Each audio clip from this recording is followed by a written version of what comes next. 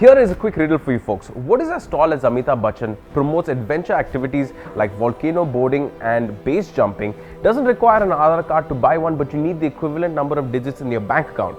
The answer to that and more is the new Rolls-Royce Cullinan.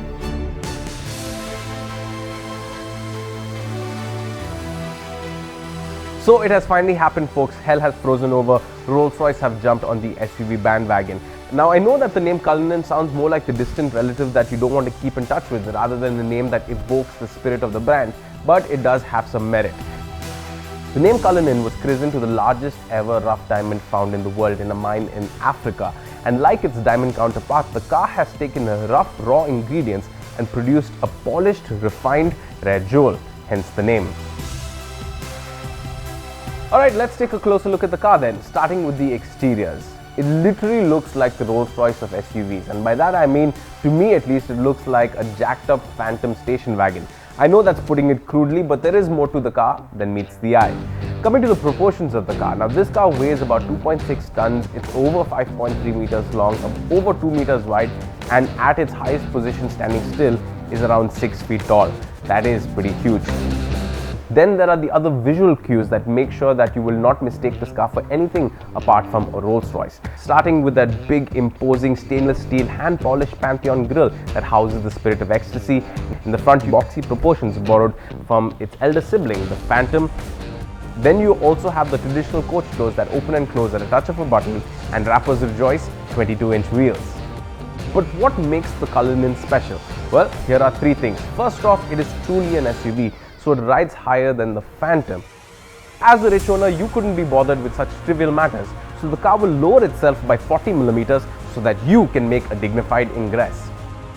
And for the first time, Rolls-Royce also feature a full tailgate, but the word tailgate is something that's too six-figure-y for a car of these proportions, so they simply call it the clasp.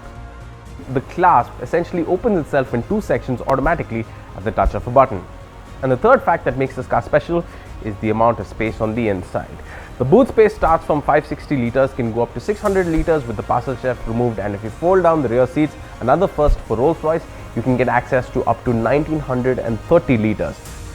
But to make life a little easier for your butler who's going to be loading up more luggage in the back, the floor of the car can also raise to match the level of the seats as well. If that isn't excess, I don't know what is, but that also makes this car the most practical Rolls-Royce ever.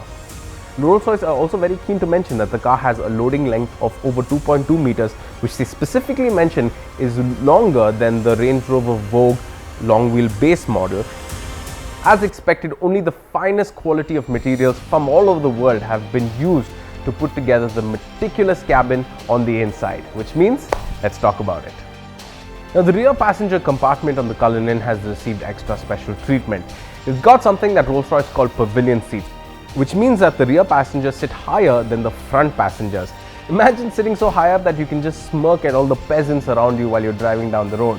The rear passenger seats also come in two configurations. One is what they call a lounge configuration, which is basically a 3-seater configuration, but the more exclusive individual configuration.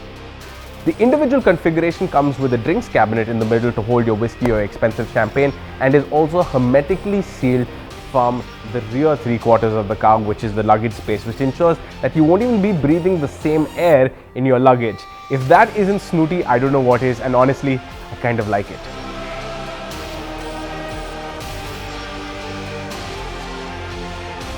And in the driver's seat, you now are greeted to a new steering wheel that is smaller and thicker, because Rolls-Royce reckon that this is quite a driver's car. And all the dials on the car have been replaced with digital readouts that pop up on request. Now, when it comes to the drivetrain, Rolls-Royce have been adamant to say that the drivetrain has been developed with just one job, which is to bring its magic carpet ride to all kinds of terrain. It remains powered by that massive 6.75-litre V12 engine that produces 563 bhp and 830 Nm of torque going to all four wheels, which makes this the first Rolls-Royce with four-wheel drive. But it also comes with a four-wheel steer. Despite that, the turning radius on this car is 13.5 meters. To give you an idea, an average turning radius on an average size car, like say the Brezza for example, is about 5 meters. You can begin to imagine the proportions of this car if you ever see it on the road. The air suspension has also evolved. Not only is it self-leveling, but in an off-road situation, it can push individual wheels down to the ground to give the car better traction in tricky situations. With most off-roaders, you are presented with a slew of complicated options and settings, but with the Rolls-Royce Cullinan, all you have is one single button that says off-road. And the car uses a system of cameras and sensors that reads the prevailing road conditions and automatically adjusts the entire drivetrain and suspension of the car. And it can water weight up to 1.8 feet, which Rolls-Royce have been very keen to mention is more than the Bentley Bentayga.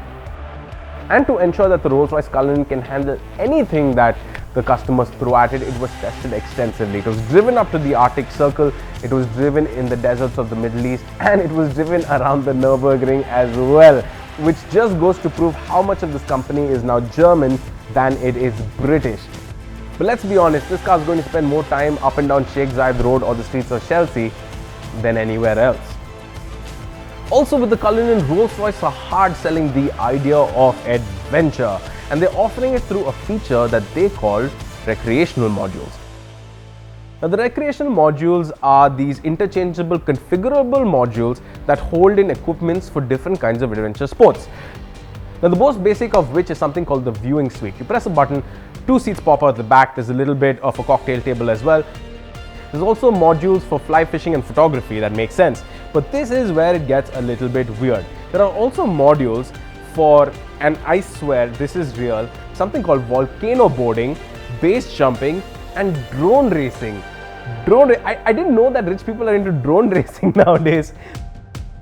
Now jokes aside, Rolls-Royces have been known to be over-engineered vehicles.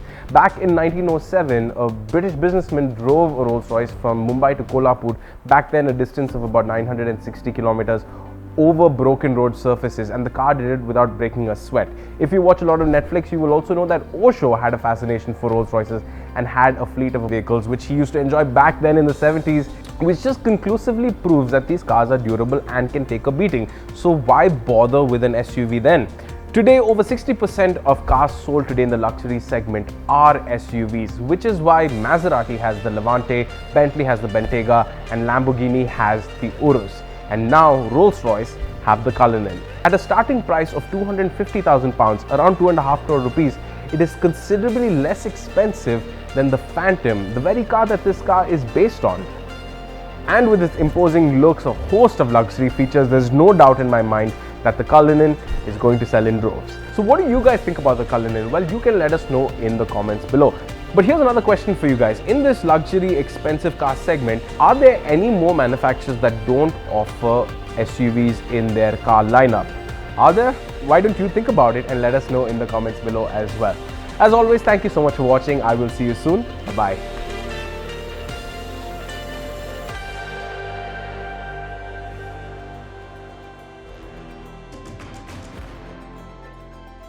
I'm going to read you an excerpt from the press coverage, and this is what it says.